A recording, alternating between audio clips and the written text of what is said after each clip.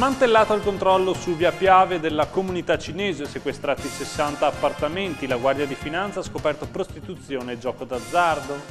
Legambiente annuncia pendolari a una giornata di mobilitazione contro Trenitalia per chiedere più treni per i lavoratori. Nel Padovano un professionista ha pronto un bunker per salvarsi dall'apocalisse prevista dai Maya per il 21 dicembre. Ben ritrovati dalla redazione del TG di Televenezia. Via Piave sotto sequestro. Non è soltanto un titolo per fare sensazione, la Guardia di Finanza ha finalmente scoperto cosa c'era dietro la lenta ma inesorabile conquista di Via Piave da parte della comunità cinese. Dietro c'era una sola famiglia, quella di Luca Pan, che ora è stato arrestato con altre 10 persone. Tutte le attività commerciali che ha aperto lungo la via erano un paravento di attività illecite. Sentiamo. Sotto sequestro mezza a Via Piave, arrestate 11 persone, in carcere 9, 2 agli arresti domiciliari, 6 sono cinesi. La polizia tributaria ha messo a segno un'operazione senza precedenti nel Veneto, ha sgominato un'organizzazione che stava impadronendosi del salotto di Mestre attraverso i proventi ottenuti dall'immigrazione clandestina asiatica.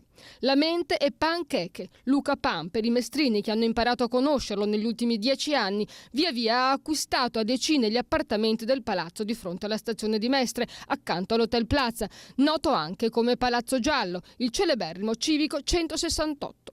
Un numero che secondo la cabala cinese porta fortuna ed è il nome dell'operazione scattata stamane e che ha richiesto l'impiego di 450 finanzieri. Non è l'operazione di Via Piave di Mestre o di Venezia. Questa è un'operazione che qualifica l'apporto di polizia, in senso generale di sicurezza del nostro Paese, su uno scenario che vede gli attori cinesi meritevolissimi per 1000 altre ragioni, quindi il cinese in quanto delinque, non il cinese per il cinese, ma sicuramente noi sbarreremo, stiamo sbarrando, faremo di tutto, ci impegneremo e il merito va a questi colleghi, operatori, finanzieri di ogni grado che qui veramente hanno messo tutta la passione. Il metodo.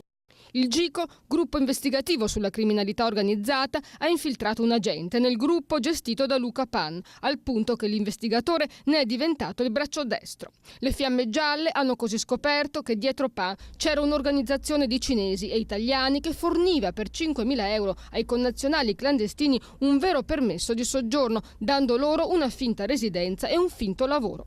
Un'attività che ha portato ad accumulare una fortuna, 60 appartamenti per un valore di 20 milioni di euro.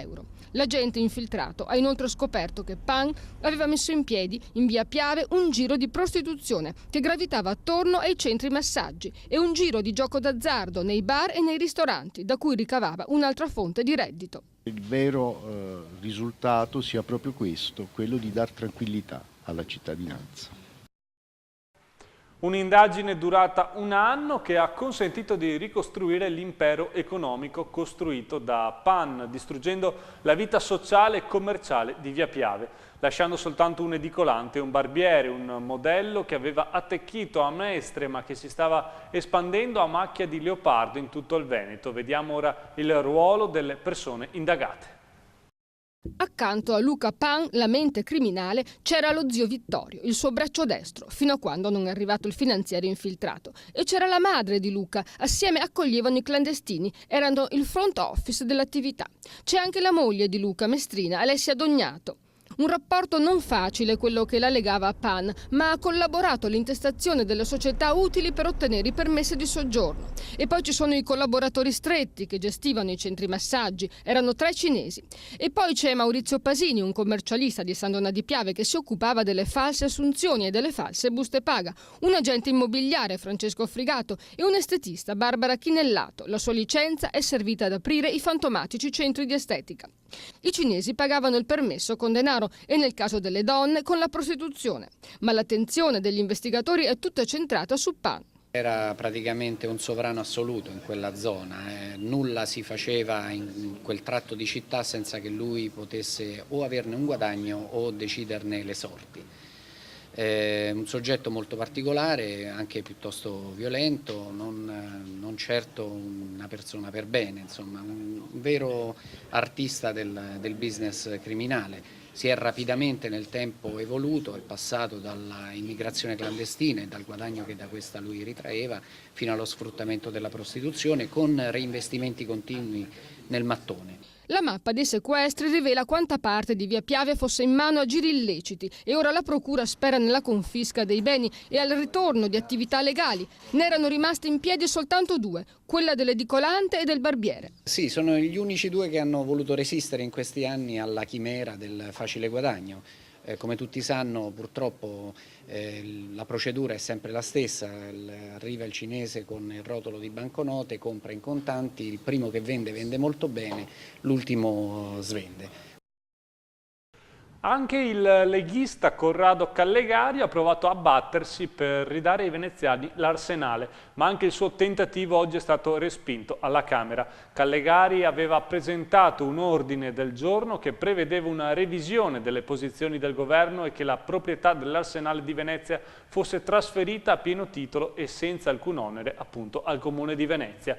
In un comunicato Callegari rende noto che la sua proposta ha avuto il voto contrario di Brunetta, mentre Martella, Murer e Baretta non hanno preso parte al voto. E sono diventate quasi 13.000 le firme raccolte contro le grandi navi. Dovevano essere consegnate oggi a Paolo Costa, presidente dell'autorità portuale, ma è avvenuto l'ennesimo scontro. Vediamo. Anche oggi si è consumato l'ennesimo scontro nella guerra contro le grandi navi. Il comitato nato contro i giganti del mare in laguna non è stato ricevuto dal presidente dell'autorità portuale Paolo Costa in un incontro programmato. Uno striscione esposto nella sala riunioni della sede dell'ente ha fatto saltare l'incontro. La delegazione dei manifestanti era andata a consegnare 12.000 firme per l'estromissione dalla laguna delle navi incompatibili e chiedere l'immediato divieto all'ingresso delle navi sopra le 40.000 tonnellate. La petizione, che doveva essere consegnata nelle mani di Costa, è stata sottoscritta da 12.565 persone e verrà consegnata nei prossimi giorni a tutti gli enti che hanno competenza in materia. I firmatari chiedono che si affrontino subito le soluzioni alternative e definitive, che vengano avviate le procedure per l'estromissione delle navi, che venga installata una rete di centraline ARPAV per rilevare la qualità dell'aria, che le imbarcazioni vengano obbligate ad usare carburanti con zolfo inferiore allo 0,1%, che il sindaco promuova un'indagine sulla salute dei cittadini e infine che si stabilisca una soglia totale di sostenibilità giornaliera turistica. C'è però una bella notizia per Venezia, arriva a fine anno e riguarda il restauro del ponte di Rialto. È stato trovato uno sponsor, sarà Renzo Rosso, il patron della Diesel. Il gruppo dell'imprenditore trevigiano ha presentato un'offerta di oltre 5 milioni di euro. E Legambiente sta preparando una protesta contro Trenitalia in difesa dei pendolari. Vediamo di cosa si tratta. Legambiente mobilitata contro Trenitalia sta preparando Pendolaria, una giornata di protesta in programma il 18 dicembre per chiedere alla società ferroviaria di investire nella tratta Venezia-Padova, tra le 4 peggiori d'Italia. Ogni giorno lungo questa tratta si muovono 30.000 pendolari, costretti a viaggiare stretti come sardine in carrozze fatiscenti e a sopportare ritardi sistematici. La stazione di Ponte di Brenta poi, denuncia l'associazione, non ha nemmeno un riparo in caso di pioggia, non offre parcheggi e la stazione nuova realizzata accanto non è stata ancora aperta. Non va meglio lungo la Venezia-Porto Gruaro. Pesanti disagi vengono denunciati anche dai pendolari che si spostano sulla linea Treviso-Venezia. Nel 2009 c'erano 4 treni in più. Negli ultimi anni i convogli sono diminuiti anziché aumentati. Il sindacato di base dei ferroviari Orsa inoltre attacca anche la Regione Veneto. La giunta regionale dagli anni 80 in poi non ha mai investito sullo sviluppo della rotaia, dice l'organizzazione sindacale. Negli ultimi 3 anni si è assistito ad una riduzione delle risorse stanziate per le ferrovie del 22% rispetto al triennio precedente. Ma è aumentato il costo dei biglietti dal 3,5% al 15%, mentre il sistema metropolitano regionale, annunciato da anni dall'assessore alla mobilità Renato Chisso, deve ancora partire. Ed ora ci fermiamo per qualche istante di pubblicità.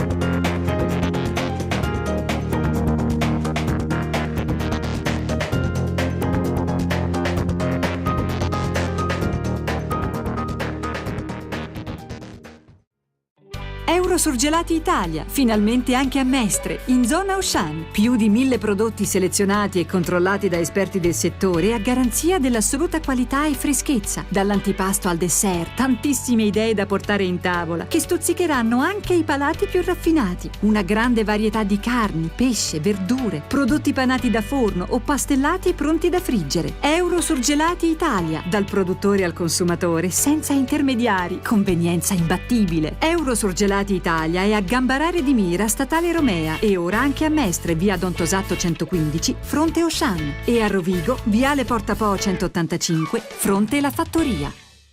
Il Collegio Salesiano Astori invita tutti i genitori e i ragazzi a Scuola Aperta, un programma di incontri per conoscere da vicino l'istituto.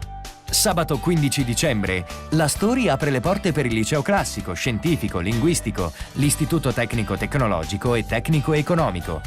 Il Collegio Salesiano Astori è in via Marconi 22 a Mogliano Veneto. Per conoscere gli orari, visita il sito www.astori.it. E ora diamo uno sguardo all'area metropolitana. Iniziamo dalla provincia di Venezia, dove il clima prenatalizio si sta facendo sempre più caliente. Sentiamo.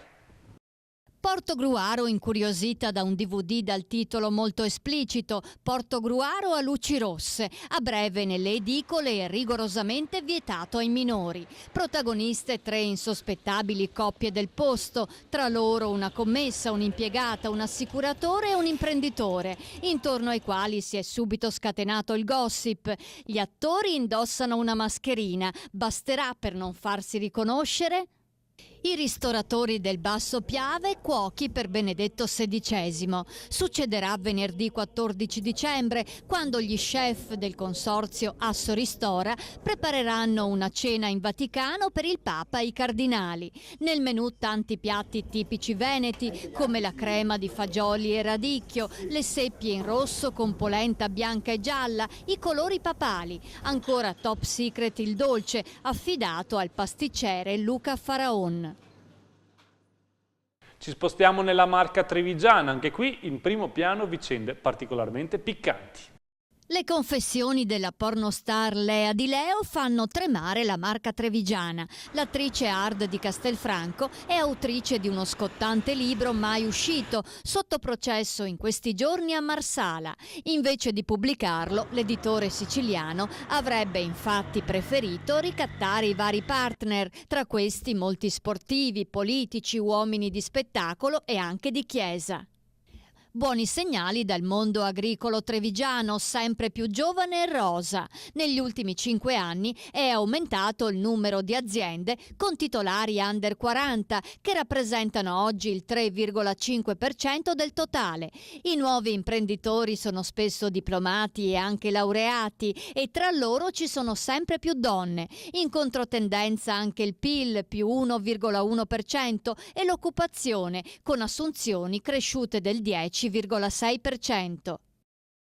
La regina di X Factor andrà a Sanremo. Chiara Gagliazzo, 26 anni, originaria di Saunara e fresca trionfatrice del format di Sky a caccia di nuovi talenti, è fra i convocati che parteciperanno all'edizione 2013 della rassegna canora italiana, condotta da Fabio Fazio, con la partecipazione di Luciana Littizzetto, che si svolgerà dal 12 al 16 febbraio al Teatro Ariston di Sanremo.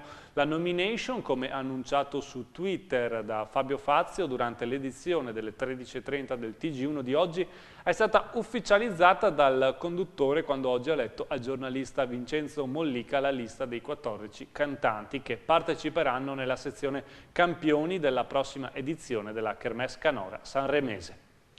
Ed ancora da Padova c'è chi ha pensato di farsi costruire un bunker in vista della fine dei Maya, appunto annunciata per il 21 dicembre. Almeno un 20% della popolazione mondiale crede alla profezia e un professionista veneto ha speso 50.000 euro per farsi costruire una piccola fortezza in grado di proteggere lui, la moglie e il suo bambino. A svelarlo è stato Leonardo Rumorini, un imprenditore toscano che ha realizzato decine di questi bunker nel centro-nord in vista dell'Apocalisse.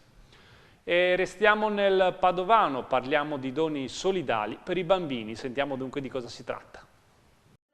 Chi compra un giocattolo per il proprio figlio pensi anche ai bambini meno fortunati. Anche quest'anno la Salamandra, gruppo di acquisto solidale che ha sede in via Beato Pellegrino a Padova, raccoglie giocattoli per i bambini che passeranno la notte di Natale in ospedale. Per motivi igienici non si accettano giocattoli usati, ma solo nuovi. Nonostante le vacche magre, Massanzago ha una super lotteria di Natale.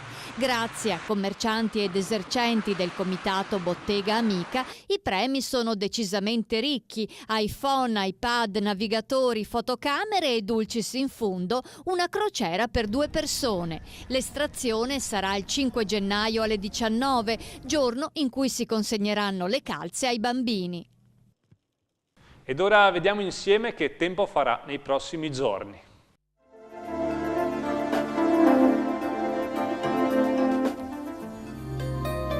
Tempo perturbato, più umido e mite, ma con precipitazioni anche nevose. Venerdì 14 dicembre, cielo coperto con pioggia diffusa ma di debole intensità fin dal mattino. Possibile qualche fiocco di neve. Vento da nord-est, minime in sensibile aumento, massime stazionarie, mare da poco mosso a mosso. Sabato 15 dicembre, cielo molto nuvoloso con alta probabilità di precipitazioni, in esaurimento dal pomeriggio. Valori ancora in salita, compresi fra i 5 e gli 8 gradi. Mare da mosso a poco mosso. Domenica 16 dicembre. Tempo variabile con spazi di sereno e nubi. Visibilità ridotta per nebbia in banchi, minime e massime invariate. Lunedì 17 dicembre. Variabilità con addensamenti nuvolosi alternati a schiarite. Nebbia nelle ore più fredde. La marea di venerdì 14 dicembre è sostenuta, la massima alle 10:30 90 cm, la minima alle 4:50 20 cm.